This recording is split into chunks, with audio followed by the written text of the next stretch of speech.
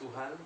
Dalam suasana Natal bulan ini, saya ingin menyanyikan sebuah pujian untuk saudara-saudara sekalian dan menjadi berkat. Kiranya menjadi berkat untuk saudara dan juga untuk kemuliaan bagi nama Tuhan.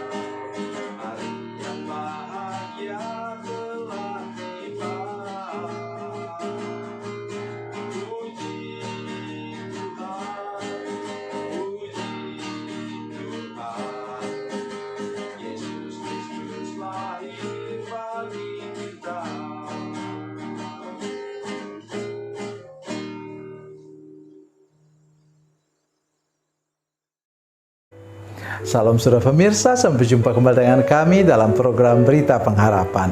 Saudara pemirsa, saya ingin mengajak kita untuk semua, siapapun juga kita, ketika kita mendengar firman Tuhan ini, mari kita kembali kepada Tuhan. Kembali ke bawah naungan Tuhan, sehingga hidup kita bisa mengalami pemulihan yang sempurna daripada Tuhan. Mari kita berdoa sebelum kita lebih jauh menekan firman Tuhan ini. Bapa, dalam nama Yesus, terima kasih Tuhan untuk firman Tuhan yang ajaib dan luar biasa yang akan kami dengar sebentar. Berkati kami semua dengan firman Tuhan yang ajaib ini, sehingga kami semua mau berkumpul kembali di bawah naungan Tuhan dan hidup kami mengalami pemulihan yang sempurna. Terima kasih Tuhan, dalam nama Yesus, haleluya, amin.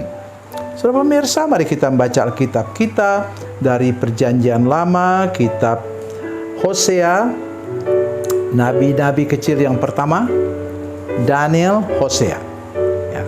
Hosea pasal 14 ayat yang ke-8, demikian bunyi firman Tuhan.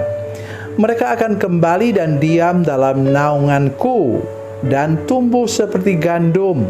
Mereka akan berkembang seperti pohon anggur yang termasyur seperti anggur Libanon. Amin. Saudara pemirsa, kenapa umat Tuhan kok bisa begitu ya? Tuhan sudah membuat seperti kemah ya. Itu kata Alkitab eskenosen itu artinya Tuhan berkemah di antara kita. Yesus datang itu seperti Tuhan berkemah di antara kita. Jadi kita sebenarnya kalau sudah bertobat, lahir baru, lepaskan dari kutuk, kita sudah ada dalam kemahnya Tuhan. Tapi kita ingat, firman Tuhan ini berlatar belakang pada pembuangan ke Babel. Saudara sekalian, mereka dihukum oleh Tuhan karena mereka lebih senang berkemah di bawah naungan Baal, di bawah naungan Astoret, di bawah naungan apalagi. Ya. Jadi mereka dihukum Tuhan, dibuang ke Babel, tetapi di sana pun mereka Tuhan berkati. Sehingga misalnya Sadrak, Daniel, Hananya, misalnya Asaria atau Daniel, Sadrak, Mesak dan Abednego itu diberkati oleh Tuhan luar biasa. Memang mereka sudah membuktikan diri, sehingga misalnya 3 orang itu dibakar dengan api tidak hangus. Daniel dibuang ke gua singa misalnya, tidak dimakan singa. Saudara pemirsa, saudara masih dengar firman Tuhan ini? Ya, hidup kita sudah diset Tuhan, katanya tadi, luar biasa. Kalau kita tetap di bawah naungan Tuhan, dikatakan, mereka akan kembali dan diam dalam naunganku dan tumbuh seperti gandum. Mereka akan berkembang seperti pohon anggur yang termasur seperti anggur Libanon. Tuhan mau kita diberkati, saudara sekalian. Tuhan mau kita hidup berbahagia, bersukacita dalam Dia. Tapi syaratnya ialah tetap di bawah naungan Tuhan. Atau sekarang dalam perjanjian baru, kita tetap pada naungan tangan Tuhan Yesus Kristus yang ajaib, yang memberkati kita. Bukankah Tuhan Yesus yang memberi kita damai sejahtera, memberi kita sukacita setiap hari? Masih ingat buah Roh Kudus? 3 buah yang pertama itu adalah sungguh-sungguh menjadi berkat untuk hidup kita secara pribadi. Apa itu? Kasih. Kasih itu intinya pengampunan. Itu maksudnya kemahnya itu, ya.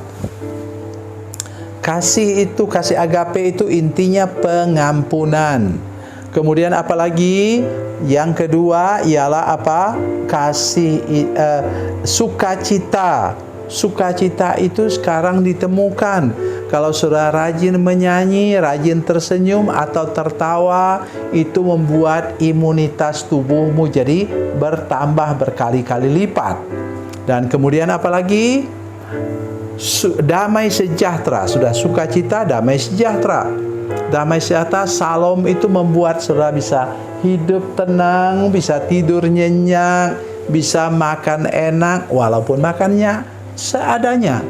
Jadi mari kita sekarang sadar benar, jangan sekali-kali keluar dari naungan tangan Tuhan Yesus Kristus. Tidak ada yang lebih baik daripada Dia. Ya, sudah masih ingat arti salib? Salib itu tandanya plus.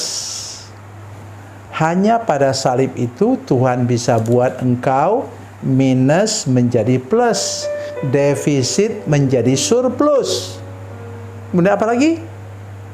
Dan pada salib itulah engkau bisa mengalami kehidupan yang selama ini menjadi batu sandungan, sekarang menjadi batu loncatan. Di salib itulah sudah bisa mengalami kehidupan yang gelap menjadi terang benderang. Itu artinya salib. Jadi saudara-saudara, di bawah naungan kemahnya Tuhan Yesus Kristus itu, saudara sekalian, engkau pasti akan mengalami hal-hal luar biasa. Seperti di sini katakan seperti gandum. Ya. Kemudian apa lagi? Selain gandum katanya menjadi seperti anggur. Anggur yang termasyur. Oh, saudara sekalian. Sudah tahu atau tidak bahwa sekarang misalnya bukan hanya negara tertentu yang mengekspor buah-buahan, tetapi buah jeruk terbaik katanya, sudah boleh lihat di apa? Boleh lihat di Google, sudah bisa melihat itu. Dari tanah perjanjian, jeruk terbaik. Kemudian apalagi? Pedagang berlian, peredaran berlian terbesar di dunia adalah dari tanah perjanjian, dari Israel. Oleh sebab itu, mari kita terus bernaung di bawah naungan tangan kasih Tuhan Yesus, sehingga kita dapat mengalami lagi hal-hal yang indah, yang luar biasa, yang terbaik sepanjang hidup saudara-saudara sekalian. Tuhan Yesus memberkati, Tuhan Yesus baik. Mari kita berdoa. Bapa, dalam nama Yesus, terima kasih Tuhan untuk kebaikan-Mu yang memelihara kami sampai sekarang. Tolong supaya kami tidak pernah keluar dari naungan kemah-Mu Tuhan Yesus, sehingga oleh anugerah Tuhan kami mengalami segala sesuatu yang terbaik dalam hidup kami sepanjang umur hidup kami. Terima kasih Tuhan. Dalam nama Yesus kami berdoa. Haleluya. Amin.